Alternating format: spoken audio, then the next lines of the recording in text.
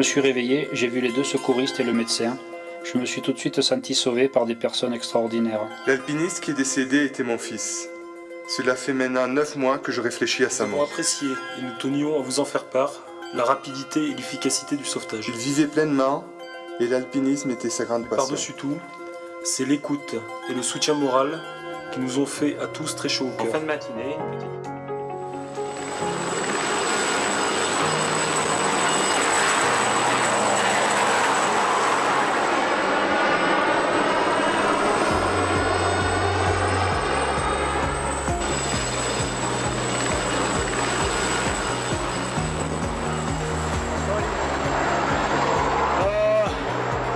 Écoute,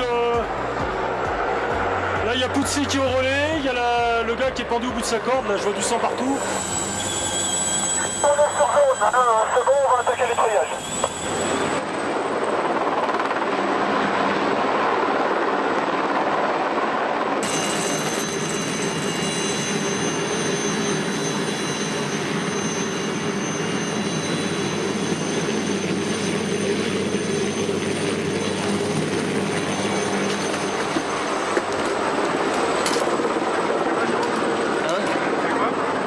Bah là ils vont essayer de le ramener, tu vois, normalement on devait le poser à côté, mais en fait c'est trop péteux, c'est trop dangereux, donc il est à 30 secondes de vol, donc il fait ça.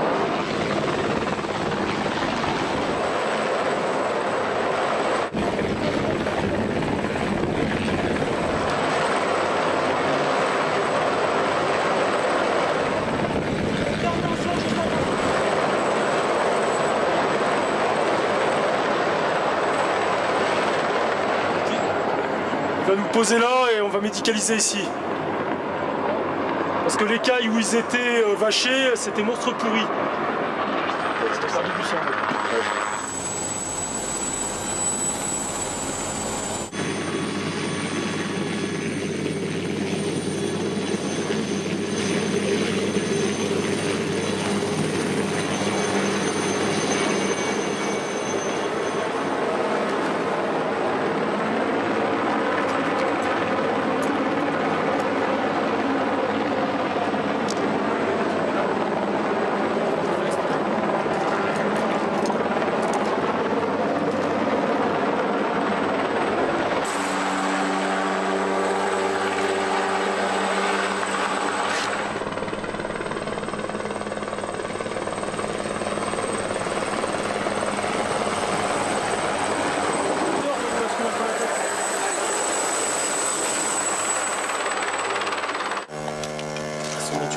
Le respirateur il est mis en route.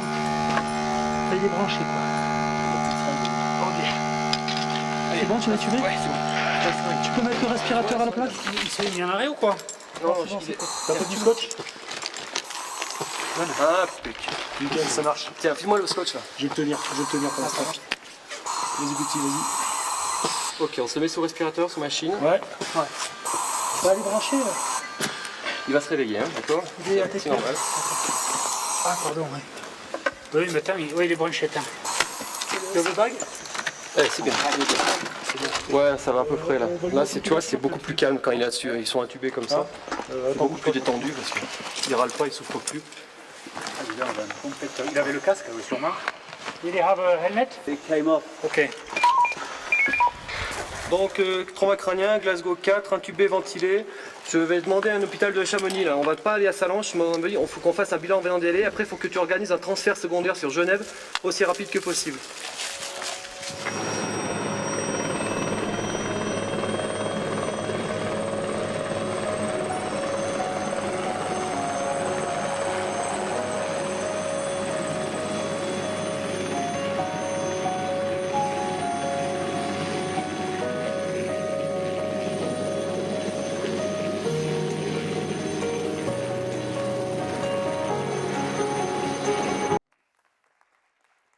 Alors, je vous ai passé ce petit film, c'est pour vous mettre un peu dans l'ambiance du secours en montagne, parce que je trouve que ça donne une bonne idée de ce que c'est et des difficultés éventuellement qu'on aura. Donc, je vais vous parler d'un sujet qui est un peu un sujet à la limite extrême, qui est donc la prise du polytraumatisé en milieu périlleux et notamment en parois rocheuses.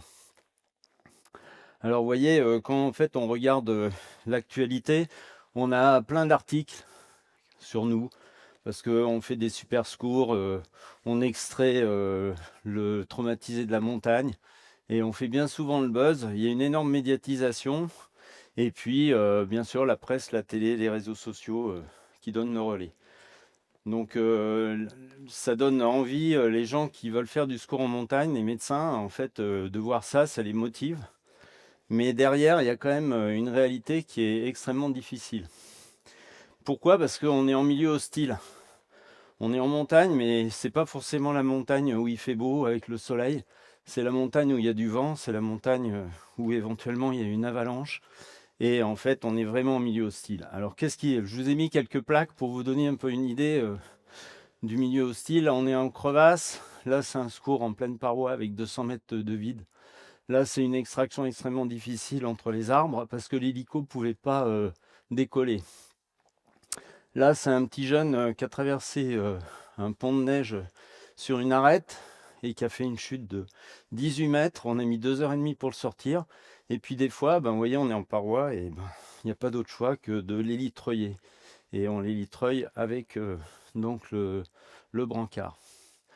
Alors, c'est quoi vraiment le problème du secours en montagne? Quand vous ramassez le polytraumatisé, il faut faire une stratégie d'efficacité. C'est ça qui est important.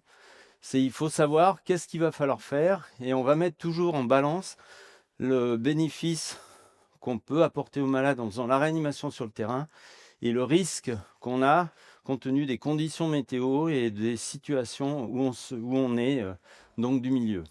Alors les impératifs, c'est quoi? C'est soustraire le traumatisé du milieu hostile. Il faut sécuriser donc ce patient. Il faut après faire le diagnostic des lésions et notamment des lésions vitales. Et puis après, il faut débuter rapidement, bien sûr, le traitement en commençant par le traitement des menaces vitales. Alors, on a des facteurs qui sont aggravants en montagne. Il y a l'hypothermie, très vite. Le patient peut passer en hypothermie profonde et notamment avec des températures inférieures à 32 degrés, donc avec les risques éventuellement qu'il nous fasse un arrêt cardiaque, avec une prise de température qui n'est pas si simple. Il y a l'altitude qui va donner l'hypoxie, bien sûr. Et puis, on a des pressions atmosphériques qui vont baisser. Donc, si on met des patients sous respirateur, on a un problème de ventilation. Après, on a le facteur temps. Quand on intervient, bien sûr, souvent, on a des délais d'alerte qui sont rallongés. Pourquoi? Parce que l'accident s'est passé dans une zone non couverte par soit le portable, soit les radios. Et puis on a l'éloignement. Des fois on intervient, nous à Grenoble, on intervient des fois carrément dans le Queyras. Donc il y a quand même du temps. Donc les délais d'attente sont longs. Donc, comme ils sont longs, automatiquement, ça veut dire que pendant ce temps-là, le patient s'aggrave. Alors après, on a l'équipement. Bien souvent, les gens qui font de la montagne sont bien habillés. Donc on ne va pas les dépoiler. On va essayer de leur faire un examen clinique au mieux, mais on est assez embarrassé des vêtements. Et puis après, on a la difficulté de terrain, difficulté d'accès, bien sûr, parce que vous n'êtes pas sur un chemin de randonnée, vous êtes peut-être en pleine paroi, sur un couloir ou autre. Et puis, il y a aussi le déplacement sur le terrain qui peut être difficile si, par exemple, on est dans un pierrier ou alors on a une pente neigeuse ou glaciaire à traverser. Donc, difficulté de terrain. Et après, il y a le vecteur qui, heureusement en France, dans 90% des cas, c'est donc l'hélicoptère, mais pas toujours.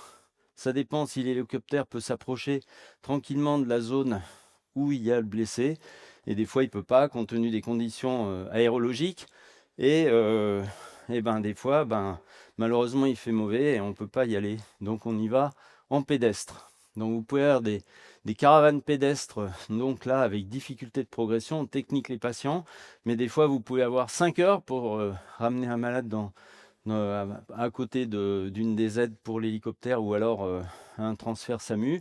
Et le meilleur vecteur quand même, c'est l'hélicoptère.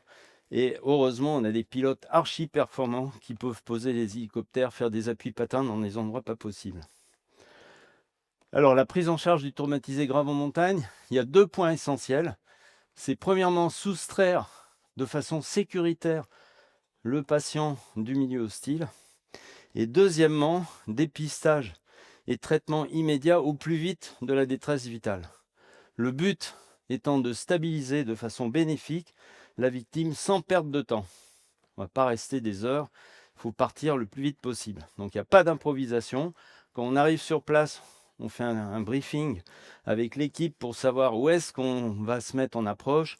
Est-ce qu'on fait qu'un appui patin? Est-ce qu'on fait un treuillage? Quel matériel on va emmener? Et on fait descendre toujours les secouristes avant pour sécuriser la zone. Donc l'expérience du médecin, bien sûr, elle est essentielle. C'est pour ça qu'il faut des gens qui aient quand même un peu de bouteille, qui aient fait beaucoup de préhospitaliers, mais déjà simple. Et puis après, on les emmène sur le secours en montagne. Il faut qu'ils aient une grosse expérience. On a un problème d'altitude. Quand vous faites des interventions à plus de 4000, il faut alléger donc, le poids de l'hélicoptère. Donc il faut faire un choix de matériel qu'on prend selon ce qu'on nous a transmis comme information. Et bien sûr, on a une énorme pression, aussi bien physique que psychologique. C'est vraiment, quand vous partez en secours, selon ce qu'on vous annonce, c'est quand même bien stressant. Alors, quand on arrive sur les lieux, qu'est-ce qu'on fait? On fait une évaluation du risque initial. Donc, la configuration du terrain, c'est-à-dire l'environnement autour du patient. Après, la position, dans quelle position il est? Est-ce que je vais pouvoir le techniquer dans la position où il est?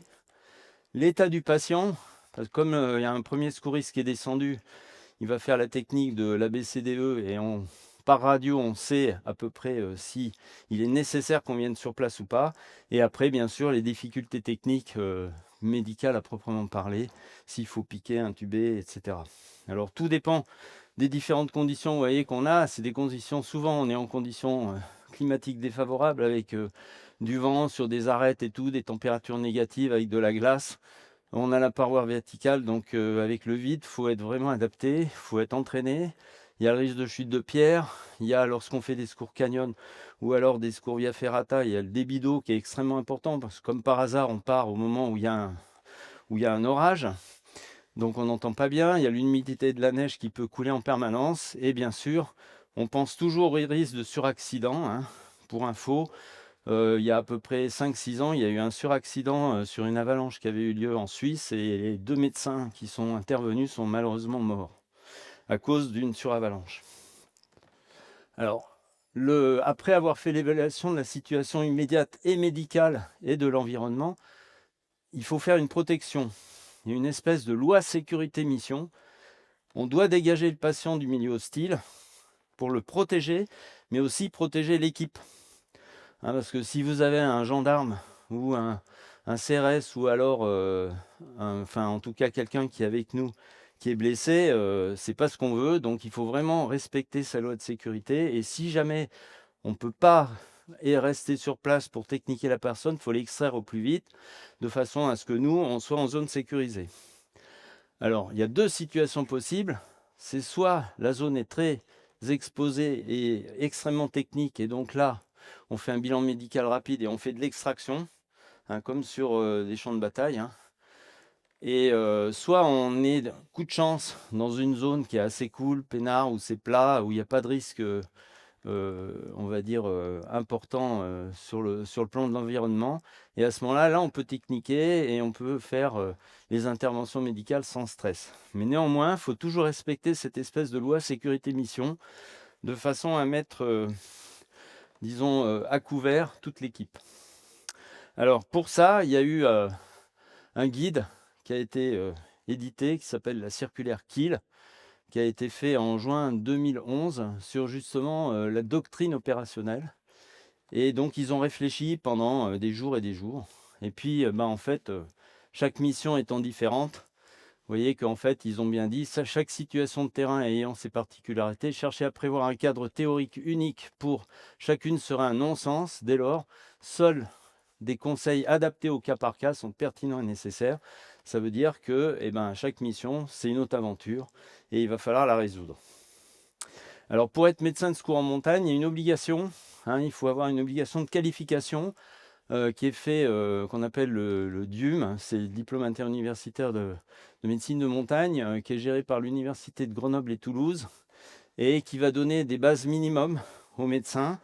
Comment gérer les victimes en montagne? On fait des exercices, ça dure 2 ans, et connaître parfaitement les pathologies de la montagne en milieu périlleux. Alors le médecin, comment il travaille? Alors c'est un travail en solitaire, hein. Quand vous êtes médecin de secours en montagne, il n'y a jamais d'équipe médicale complète, vous êtes toujours tout seul, vous travaillez en solo. Donc il faut une expérience extrêmement importante de réanimation préhospitalière. Il faut des praticiens qui soient confirmés et qui soient entraînés, hein. Donc comme on dit, on n'est pas au bloc opératoire, on n'a pas d'infirmière, mais heureusement on a des secouristes de montagne qui sont entraînés et qualifiés. Et d'ailleurs, par le biais de l'Association nationale des médecins de secours en montagne, on a fait un référentiel qui est un référentiel d'assistance aux médecins du secours en montagne. Et en fait, en gros, ils ont un pavé à bien connaître, qui fait à peu près aux alentours de 1000 pages. Ils sont interrogés là-dessus et ils connaissent parfaitement le matériel qu'il y a dans votre sac, où est-ce que c'est rangé, etc. Et en gros, c'est comme si on avait un aide-soignant en plus. Alors, indépendamment de ça, les médecins, en fait, comme on est en milieu difficile, il faut qu'ils soient totalement autonomes, hein. Il va assurer lui-même sa sécurité. Donc, il faut qu'il soit capable de se déplacer dans n'importe quelle situation, que ce soit de la neige, du caillou, en escalade, treuillage, rappel, main courante, etc. Et pour ça, on s'entraîne, hein. À Grenoble, par exemple, une fois par mois, on a une obligation de s'entraîner avec les gendarmes qui nous mettent dans des situations toujours pas possibles. Et donc, en fait, ça nous permet de nous aguerrir par rapport à ces risques potentiels du milieu, hein. On ne doit pas être une charge supplémentaire pour l'équipe, hein. En gros, les gendarmes, c'est pas la nounou du Toubib, hein. Donc, c'est important d'être autonome. Alors, d'autant plus que selon où vous intervenez et selon si vous êtes à 4000 ou sur un glacier ou dans une crevasse ou autre, le matériel, si le pilote vous dit qu'il y a un problème de poids au niveau de l'hélico, eh ben, il faut absolument à vous anticiper et choisir le bon matériel et qu'il soit le moins lourd possible. Heureusement, le matériel qu'on a en secours, il est quand même relativement léger. Alors comment on s'en sort au plus vite? Eh ben, on en revient à l'ABCDE des anglo-saxons, hein. Tout le monde devrait passer l'ATLS, hein, pour être hyper performant. Ça sert à quoi l'ABCDE? Ça sert à déceler rapidement toute menace vitale, d'évaluer de façon complète sans passer à côté d'une lésion, de diminuer les erreurs et les oublis diagnostiques, et puis de permettre un examen totalement exhaustif. Et ce qu'il faut savoir, c'est comme vous êtes en milieu périlleux, de toute façon, il faut toujours respecter l'axe tête-coutron, éventuellement mettre le patient en PLS s'il y a besoin. On met une minerve systématique si vous avez des troubles de la conscience. Et ce qu'on utilise souvent, nous, c'est ce qu'on appelle le KED, c'est-à-dire en gros un système de rigidification qui prend le bassin, la colonne, le thorax et le crâne et les cervicales, et qui nous permet de le manipuler comme on veut. Alors l'échographie, bien sûr, hein, c'est le must. Ça, c'est l'idéal. Ça revient toujours en plus de votre examen clinique. Alors le problème qu'on a avec l'écho, alors on peut faire de l'écho, de la fast écho, de la pleuropume, du POCUS et tout. En moyenne, ce qu'il faut savoir, c'est quand vous utilisez l'appareil d'écho sur place, c'est moins de 5 minutes. Ça vous permet, donc ça veut dire qu'il faut être entraîné. Ça vous permet de voir ce qu'il y a dans le ventre et en tout cas de répéter les examens si vous avez un doute. Mais le problème que nous on a en montagne, c'est à cause du froid, c'est les batteries qui se déchargent à toute vitesse. Et puis aussi lorsque par exemple vous êtes sur un glacier avec la réverbération solaire, on est obligé de protéger l'écran pour qu'on puisse voir. Donc souvent des fois on se met à plat ventre pour regarder ce qu'il y a au niveau de l'écho. Alors l'échographie c'est parfait, hein, mais elle doit être utile. Vous voyez, donc le bénéfice diagnostique attendu doit être immédiat. Et c'est ce qu'on a heureusement avec l'échographie sur un doute, par exemple sur un ventre ou un thorax. Ça ne doit pas allonger les délais de prise en charge dans ce milieu hostile. Et il faut toujours avoir en arrière-pensée la golden hour, hein, parce que ce n'est pas vous qui, sur un choc hémorragique, en remplissant le malade et en mettant de la noradrénaline qui va sauver le malade, c'est le chirurgien qui va sauver le malade, hein. Le damage control, c'est chirurgical et c'est lui qui va vous sauver. Donc en fait, jouer au vase communicant avec je remplis mais il y en a autant qui sort, et ben ça c'est pas bien. Donc faut toujours penser à la golden hour. Alors la mise en condition, elle est standard, hein. On met une voie veineuse, mais elle est difficile en milieu de montagne, il fait froid. Donc des fois on utilise de l'intra-osseuse. L'intubation, elle est rare, hein. Les indications, c'est uniquement un Glasgow score inférieur ou égal à 8 On a un risque d'intubation difficile, donc on privilégie l'utilisation du vidéolaryngoscope. On fait toujours une induction à séquence rapide parce que souvent, c'est le stress, estomac plein et tout. Hein. On a des problèmes de luminosité, pareil sur les glacés quand on intube. Et par contre, du fait de la différence de pression que vous avez entre, par exemple, quand on ramène à Grenoble à 300 mètres d'altitude ou alors on monte au haut de la Meije à 4000, il y a un problème au niveau du gonflage du ballonnet. Donc le ballonnet, il doit être gonflé avec de l'eau. La ventilation, souvent, à partir du moment où le malade est ventilé, il faut le treuillage à l'horizontale, il ne faut pas de modification de la volémie.